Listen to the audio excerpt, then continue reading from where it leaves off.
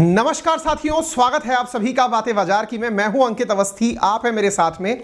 आज एक ऐसी कहानी पर चर्चा करने के लिए जिसके साथ संभव है कि आपने बहुत बार चर्चाओं में समय बिताया हो, लेकिन आज मैं आपको कोशिश करूंगा कि तथ्यात्मक रूप से, कहते हैं ना, फर्श से लेके अर्श तक के सफर की कहानी सुनाने जा रहा हूं।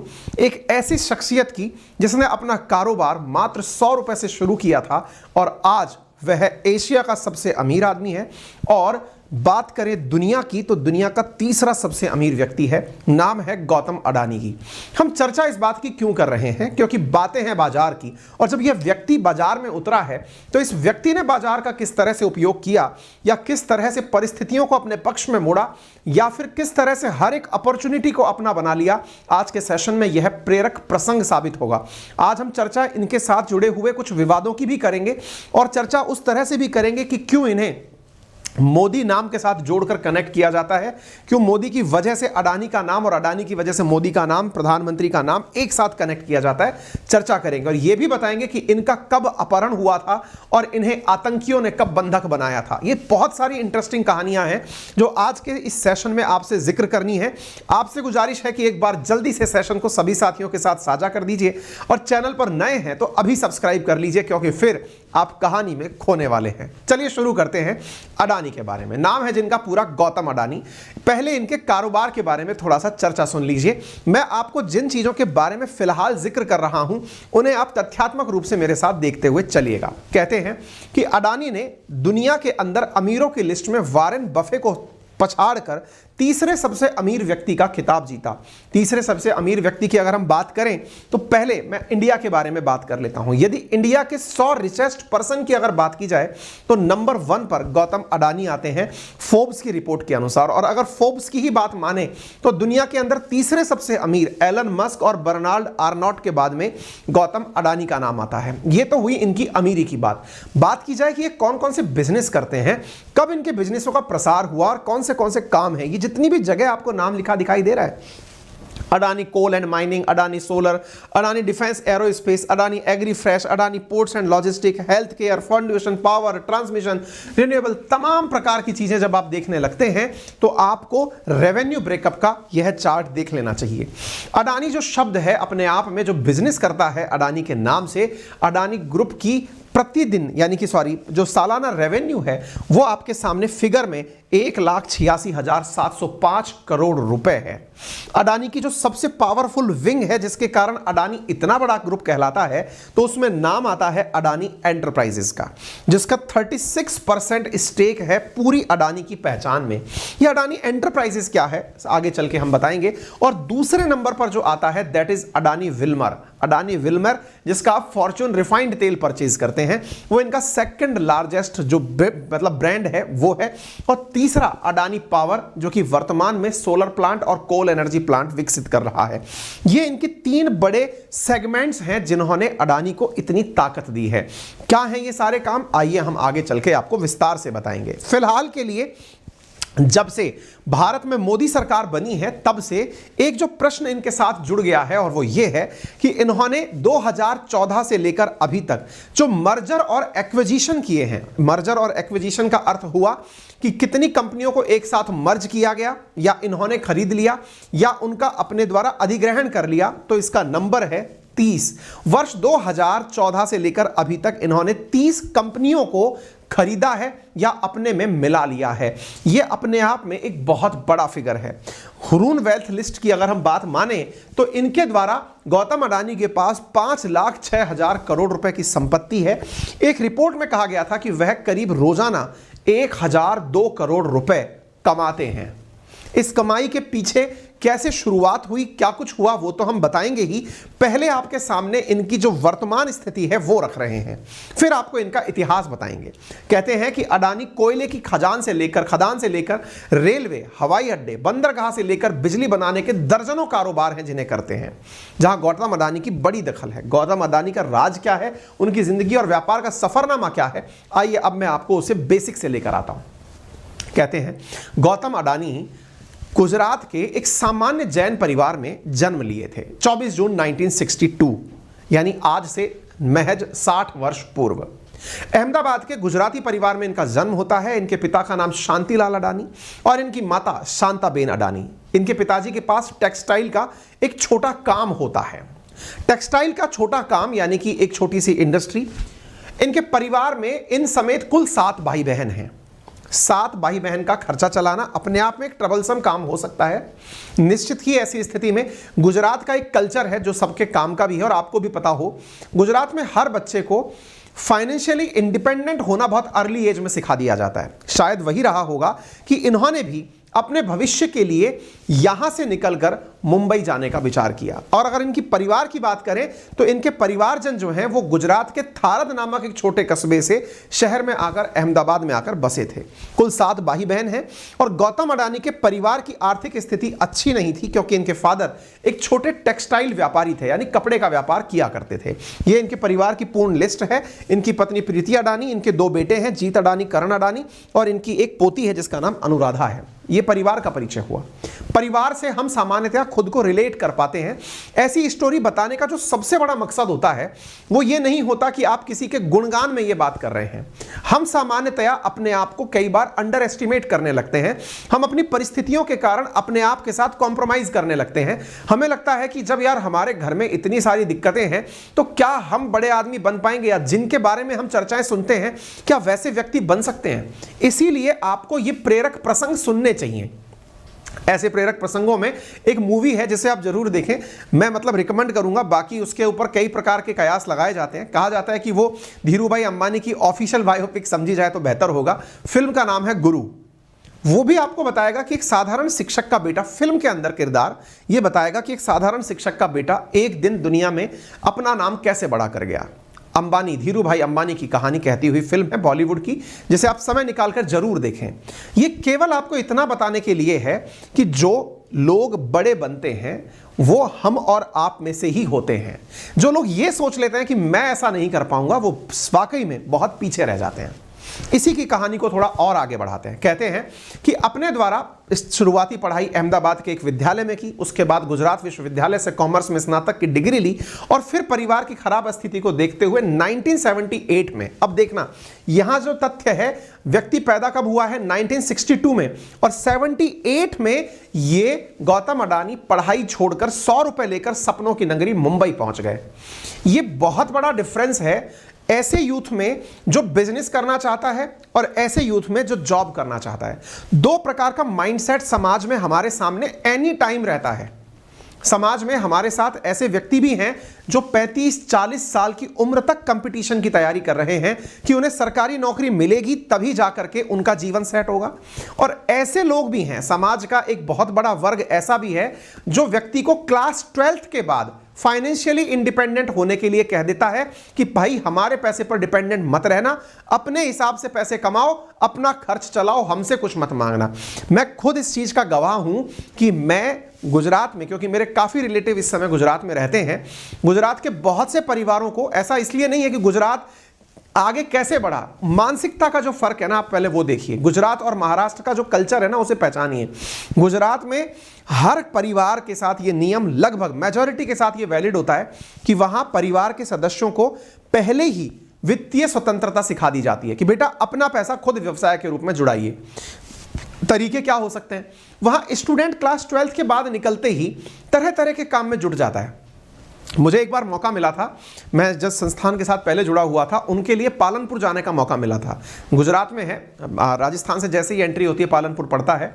वहाँ के बच्चों को मैंने देखा, पालनपुर डायमंड के काम के लिए जाना जाता है जैसे सूरत जाना जाता है। मैं अपने अनुभव इसलिए ऐड कर रहा हूँ क्योंकि ये आंखों देखी बात है, कहीं सुनी हुई बात नहीं है। मैं वहाँ बच्चों को देखता हूँ कि वो बच्चे अपने परिवार के साथ में डायमंड का जो काम हो रहा है, काफ़ी पढ़ने में इंटेलिजेंट बच्चे, काफ़ी समृद्ध घरों के जो बच्चे हैं, वो डायमंड की कटिंग में परिवारजनों के साथ हाथ बटा रहे हैं, उनकी मार्केटिंग पर काम करने का विचार कर रहे हैं। उस समय जब मैं खाया था, उस समय सिम का बहुत ज्यादा सीजन चला था, तो कुछ बच्चे ऐसे थे जो क्लास के बाद में जब समय निकल गया था तो कहीं जाकर के स्टॉल लगाकर सिम बेच रहे हैं। उनको शर्म नहीं है इस बात की कि मैं सिम बेचने का काम करूंगा क्या, ये तो पार्ट है, शुरू कर दिया, कुछ बड़ा भी करेंगे आगे। तो ये जो तरीका था ना, जो मैंने पर्सनली फील किया, ये आपको इस कहानी में भी दिखाई देगा। और अगर आपका कोई गुजराती मित्र हो, आप उससे भी इस बात को कंफर्म करिएगा। और खुद अगर आप गुजराती हो तो कमेंट में जब सेशन खत्म हो जाए ना तो जरूर बताना, ताकि औरों का मोटिवेशन बढ़ सके। अब क्या है ना, 1978 में गौतम अडानी ने अपनी पढ़ाई छोड़ी, 100 रुपए लेकर के सपनों की नगरी मुंबई पहुंचे, डायमंड कंपनी में काम किया। गुजरात में बड़ा मात्रा में काम डायमंड पर काम होता है। मुंबई पहुंचकर इन्होंने डायमंड कंपनी में काम करते हुए महिंद्रा ब्रदर्स की कंपनी की शाखा में काम किया। यहां पे काम कर ही रहे थे, धीरे धीरे इनको जिम्मेदारियां मिल रही थी, बाजार के बदलते हुए ट्रेंड को ये समझ रहे थे। 16 साल की उम्र में जो व्यक्ति बाहर गया है उसके बारे में विचार करिए। इन्होंने करते हुए अपनी पढ़ाई को छोड़ दिया और मुंबई में आभूषणों के सबसे बड़े झवेरी बाजार में अपना खुद का डायमंड ब्रोकरेज का काम स्थापित कर दिया। अब आप कहेंगे इसमें इतना पैसा चाहिए? ब्रोकरेज में पैसा नहीं चाहिए, दलाली में, कि भाई साहब आप ले लो, मैं आपको दिलवा देता हूं, उस जगह मिलेगा, ठीक है ना। ये सबसे बिना इन्वेस्टमेंट का काम होता है। हालांकि डायमंड ब्रोकरेज में तो फिर भी हो सकता है आपको थोड़े बहुत लोग ऐसे भी चाहिए जो पैसा लगाएं, लेकिन फिर भी ब्रोकरेज जो इस दुनिया का काम है ना, वो सबसे बिना पैसा लगाए वाला काम है, ठीक है ना। ऐसी स्थिति में अब इनकी किस्मत चमकना शुरू होती है 1981 से। 62 में बॉर्न है, ये तैयारी लगा के चलिएगा। 19 साल के हुए हैं। 19 साल में हमारे यहाँ पे बच्चे जो है ना, वो बीएससी फर्स्ट ईयर या ग्रेजुएशन बीटेक फर्स्ट ईयर में होते हैं। 1981 में जब इनके बड़े भाई ने उन्हें अहमदाबाद वापस बुलाया, भाई ने कहा कि यार अपन ना सामान को लपेटने की प्लास्टिक की एक कंपनी खरीद लेते हैं। उन्होंने कंपनी खरीदी। अब प्लास्टिक की कंपनी खरीदेगा मतलब ये नहीं होता एक बहुत बड़ी फैक्ट्री खरीद ली। बहुत छोटी छोटी फैक्ट्री बहुत नॉमिनल चार्ज पे लग जाती हैं, लगन वो चल नहीं पाई।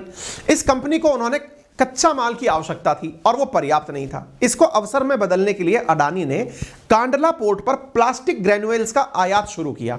आयात, आप सामान मंगाते हैं, एक्सपोर्ट इंपोर्ट आप इंडिया में रहकर किसी भी क्षेत्र में रहकर विदेश से मंगा सकते हैं, आप रिसर्च करिए। आगे चल करके पीवीसी के माध्यम से ग्लोबल व्यापार करने में इन्होंने पहली सीढ़ी चढ़ी। 1985 में गौतम ने स्मॉल स्केल इंडस्ट्री, स्मॉल फिर मीडियम फिर लार्ज, तो स्मॉल स्केल इंडस्ट्री के लिए पॉलीमर का आयात शुरू कर दिया, पॉलीमर इंपोर्ट करना शुरू किया। 1988 में अडानी एक्सपोर्ट की स्थापना की गई। अब सोचकर देखिए, उम्र इस समय हो चुकी है 26 साल।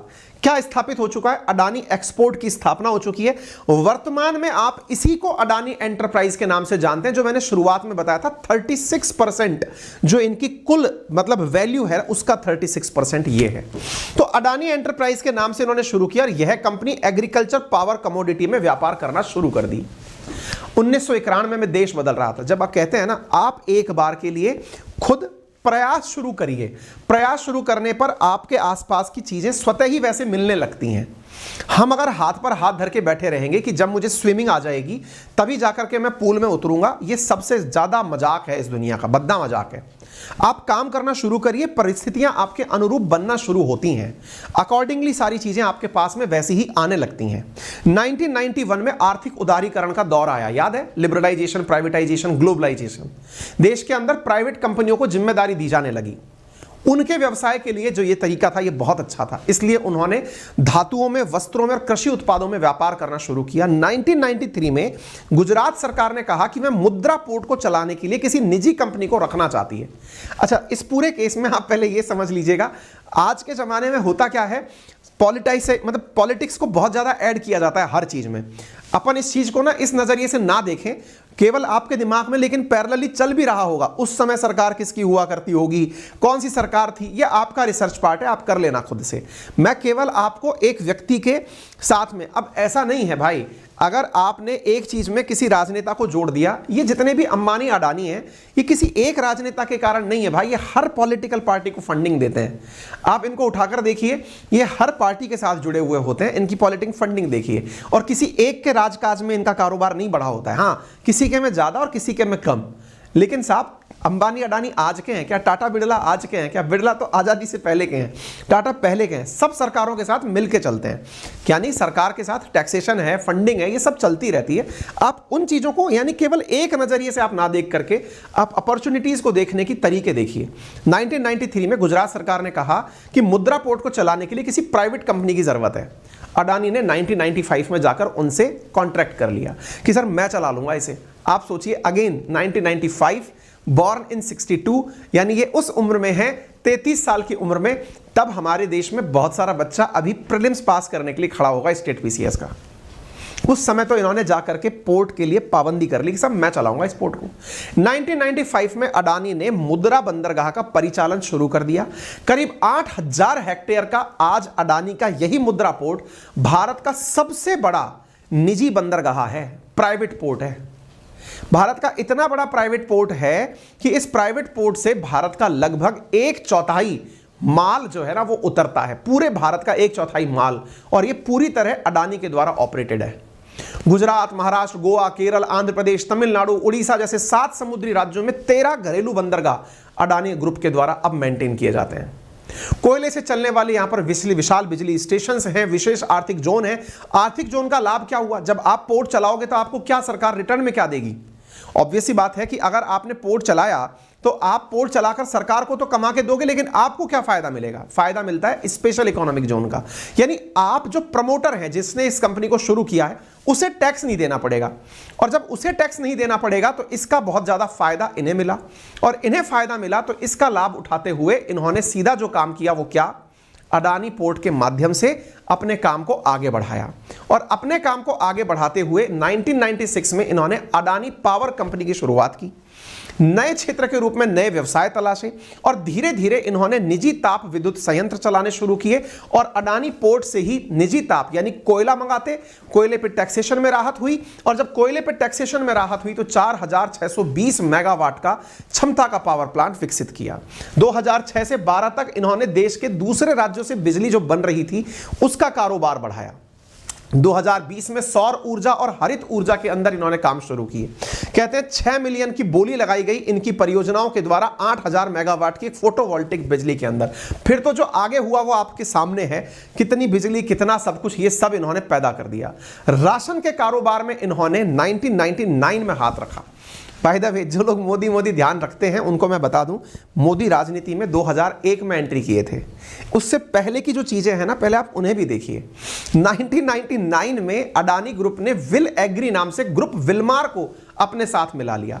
आज वही अडानी विलमार कंपनी है जिसे आप फॉर्च्यून रिफाइंड ऑयल के लिए जानते हैं। जो फॉर्च्यून रिफाइंड ऑयल है, जो इनके कुल प्रोडक्शन का लगभग 26% इनकी वैल्यू का जो बनाकर रखती है ना, वो अडानी विलमार है। अडानी विलमार ने फिर कोहिनूर राइस ब्रांड को आज कवर कर लिया है, तो आज कोहिनूर जो चावल खाते हैं वो भी इसी का ही है। 2005 में फिर उन्होंने एक काम और शुरू किया, और वो काम क्या था? एफसीआई के साथ मिलकर के, फूड कॉर्पोरेशन ऑफ इंडिया के साथ मिलकर के देश के अंदर बड़े बड़े साइलोज बनाने शुरू किए। साइलोज का मतलब जैसे एफसीआई के गोडाउन्स होते हैं ना, ऐसे गोडाउन्स बनाने शुरू किए, और उसमें अनाज का भंडारण शुरू किया, यानी अनाज खरीदा और अनाज खरीद के इसके अंदर स्टोर किया। 20 साल के अंदर इनके पास में ऐसे कई कॉन्ट्रैक्ट स्थापित हो गए अडानी ग्रुप के द्वारा, जिन साइलोज में पूरे भारत से गेहूं मंगाकर रखा जाता था। पूरी तरह से अपडेटेड सारे गोडाउन एफसीआई के इन्होंने बना लिए। मध्य प्रदेश की सरकार और भारत सरकार के साथ मिलकर के इन्होंने इस काम को किया। खाद्य निगम का 5.75 लाख मीट्रिक टन गेहूं और 3 लाख मीट्रिक टन गेहूं मध्य प्रदेश सरकार का इसके अंदर रखा जाना शुरू हुआ। ये साइलोज कुछ इस प्रकार के बने हुए गोडाउन्स थे, जिनके अंदर गोडाउन में अनाज रखा जाता था लंबे समय की सुरक्षा के लिए। यहीं से लोगों तक पहुंचाने के लिए खुद की रेलवे लाइन तक पर्सनल डाल दी, ताकि पोर्ट तक पहुंचाने में किसी प्रकार की दिक्कत ना आए। कनेक्टिविटी, इस पर प्रयास किया गया। बात करते हैं कोयला उद्योग में। कोयला के लिए तो हमने ऑस्ट्रेलिया की काफी खबरें आपको पढ़ाई हैं। 12,147 करोड़ में इन्होंने ऑस्ट्रेलिया के अंदर एक कंपनी खरीदी, जिसका काफी विरोध भी हुआ। यहां पर गैली बेस्ड क्वीन आइलैंड मौजूद है, और वहां पर इन्होंने इतने बिलियन टन के खनिज भंडार और इतने मिलियन का कोयला पैदा करने की क्षमताएं विकसित कर ली। इंडोनेशिया के अंदर जाकर तेल, गैस, कोयला जैसी प्राकृतिक संसाधन की आधारभूत सुविधाओं को परचेज कर लिया। 2010 में अडानी ग्रुप ने इंडोनेशिया के दक्षिण सुमात्रा के अंदर कोयले की ढुलाई के $1.5 अरब की पूंजी निवेश की घोषणा की। ये सब चीजें दर्शाती हैं कि किस प्रकार से इन्होंने अपने कारोबार को, जो कि कभी 2002 में 76.5 करोड़ का था, वो 2014 में बढ़कर $10 अरब का हो गया था। 2014 वही टाइम जिसको पीएम मोदी से आप जोड़ते हैं, उस समय तक इनका कारोबार ऑलरेडी $10 अरब का था। 2015 के बाद अडानी समूह ने सेना के लिए रक्षा उपकरणों की आपूर्ति शुरू की। 2019 में इन्होंने हवाई अड्डा क्षेत्र में प्रवेश किया। 2014 के बाद तो फिर लॉटरी ही लग गई। 30 कंपनियां इनके द्वारा 2014 के द्वारा मर्ज की गई हैं या ओपन की गई हैं। 2019 में अडानी समूह ने हवाई क्षेत्र में प्रवेश किया, यानी कि फिर पीछे मुड़कर कभी नहीं देखा। अभी अडानी के पास में 6 हवाई अड्डे हैं जिनके पास 5 साल का इनके पास कॉन्ट्रैक्ट है। भारत का जो सेकंड लार्जेस्ट एयरपोर्ट है मुंबई का, उस पर इनकी 74% भागीदारी है मुंबई एयरपोर्ट की। आप इससे अंदाजा लगा सकते हैं। एक बड़ा ही रोचक किस्सा है जो बहुत कम लोगों को पता है। 1997 में जिस समय ये उभरते हुए व्यवसायी थे, इनका अपहरण हो गया था। और जब इनका अपहरण हुआ तो उस समय ये उद्यमी के रूप में बन के उठ ही रहे थे। तो उस समय गौतम अडानी का अपहरण हुआ और अपहर्ताओं ने इन्हें छोड़ने के लिए 11 करोड़ रुपए की फिरौती मांगी थी। पुलिस ने हालांकि इस मामले में जनवरी 1998 में चार्जशीट फाइल भी की, लेकिन अडानी के बारे में कहा जाता है कि इनको जब अपहरण किया गया था उस समय एक स्कूटर ने जबरन उनकी गाड़ी को रुकवाया था। बहुत से लोगों में से उस वैन से उतरकर आए, दोनों को किडनैप कर लिया, क्योंकि एक और कारोबारी थे इनके साथ जिनका नाम शांतिलाल पटेल है। किसी अनजान जगह पर ले गए और फिरौती की भारी भरकम रकम लेकर के इन्हें छोड़ा गया था। यानी इनका अपहरण भी हुआ था और फिरौती देकर के ये छूटे भी थे। और उस समय अंडरवर्ल्ड डॉन फजल उल रहमान, फजलू का नाम इस काम के लिए निकल कर आया था। इतना ही नहीं, इनके साथ में एक किस्सा और जुड़ा है जब आतंकियों ने इन्हें बंधक बना लिया था। यह कहानी कब की है? वर्ष 2008 में जब भारत का एक बहुत ही भीषण त्रासदी 26/11 का हमला मुंबई की ताज होटल में हुआ था। उस समय आप ताज में बैठ करके डिनर कर रहे थे। ये यहां बैठ करके वेदरक्राफ्ट रेस्टोरेंट के अंदर दुबई पोर्ट के एक सीईओ थे मोहम्मद शराफ, उनके साथ खाना खा रहे थे और अचानक वहां पर गोलीबारी शुरू हो गई। इन्होंने अपने एक इंटरव्यू में कहा है कि मैंने मौत को 15 फीट की दूरी से देखा है, क्योंकि वहां पर अंधाधुंध गोलियां ताज होटल के अंदर आतंकियों के द्वारा 26/11 के हमले में चलाई जा रही थी। आप इससे अंदाजा लगा सकते हैं कि व्यक्ति किस किस परिस्थिति के कारण कैसी कैसी चीजों तक पहुंचता है। सब चीजें एक साथ चल रही होती हैं। अडानी से जुड़े हुए जो सबसे बड़े विवाद हैं, उनमें विवाद है गुजरात सरकार पर, जिसके ऊपर आरोप है कि अडानी समूह को भारत के सबसे बड़े मुंद्रा पोर्ट के लिए कौड़ियों के भाव में जमीन दी गई थी। 2010 में फरवरी महीने में अडानी के भाई राजेश अडानी को कथित तौर पर कस्टम ड्यूटी चोरी के मामले में गिरफ्तार किया गया था। वे अडानी ग्रुप के प्रबंध निदेशक हैं। 2014 में ऑस्ट्रेलिया की फेयरफैक्स मीडिया ने इन्वेस्टिगेटिव रिपोर्ट में यह कहा था कि गुजरात में बन रहे लग्जरी हाउसिंग प्रोजेक्ट में 6000 मजदूरों की कथित रूप से बदहाली हो रही है। और भी विवाद जुड़े हैं। 2014 में सरकारी अधिकारियों ने बिजली बनाने के काम में आने वाले उपकरणों के आयात में कथित तौर पर $1 अरब की ज्यादा रेट बढ़ाकर दिखाने का आरोप लगाया था। ऑस्ट्रेलिया के क्वींसलैंड राज्य के करमाइकल कोयला खदान में अडानी की कंपनी को कोयला खनन की इजाजत मिली। इसे अडानी समूह की काफी विरोध का सामना करना पड़ा। हमने काफी सेशन इसके ऊपर किए हुए हैं। अडानी जी का नाम हो और मोदी जी का नाम ना हो, यह संभव कैसे है? तो मोदी जी के साथ में इनकी क्या कहानी है, अब मैं आपको वो भी बताता हूं। असल में प्रधानमंत्री नरेंद्र मोदी गौतम अडानी की करीबी 2002 से ही दिखनी शुरू हो गई थी, जब वो गुजरात के मुख्यमंत्री बने थे। गुजरात में तब सांप्रदायिक दंगे हुए और उस समय व्यापार जगत की संस्था कन्फेडरेशन ऑफ इंडियन इंडस्ट्रीज, जिसे आप CII के नाम से जानते हैं, उस समय के उद्योगपतियों ने कहा कि मुख्यमंत्री जो हैं वो दंगों पर नियंत्रण स्थापित नहीं कर पाए। इस कारण मोदी की आलोचना होने शुरू हुई। और जब मोदी की आलोचना होनी शुरू हुई तो उद्योगपतियों ने आलोचना शुरू की। उस समय कहते हैं कि ये उद्योगपतियों के खिलाफ जाकर खड़े हो गए थे। कौन? अडानी। और इन्होंने ये चुनौती दे दी थी उद्योगपतियों को कि यदि तुम लोग रास्ते पर नहीं आए तो मैं अलग से नया CII बना दूंगा, कन्फेडरेशन ऑफ इंडियन इंडस्ट्रीज बना दूंगा। और उसके बाद में यहां पर क्या होता है, मोदी चाहते थे कि गुजरात को पसंदीदा ठिकाने के रूप में पेश किया जाए गुजरात को, कि यहां पर निवेशक आए, इन्वेस्टर आए। तो इन्होंने उद्योगपतियों को मोदी के पक्ष में लाने की महत्वपूर्ण भूमिका निभाई थी, क्योंकि इन्होंने उद्योगपतियों को यह कह दिया था कि यदि तुम लोग नहीं माने तो मैं इसके एक समानांतर संस्था खड़ी कर दूंगा। एक और वाकया हुआ जिससे कि यह चीज प्रूवन हुई कि आप मोदी का किस तरह से समर्थन करते रहे। 2013 की घटना बताते हैं। अमेरिका के वार्टन स्कूल ऑफ बिजनेस के एक कार्यक्रम के अंदर, गुजरात के दंगे मोदी जी का साथ नहीं छोड़े हैं, एक कार्यक्रम में नरेंद्र मोदी को मुख्य वक्ता के तौर पर बुलाया गया।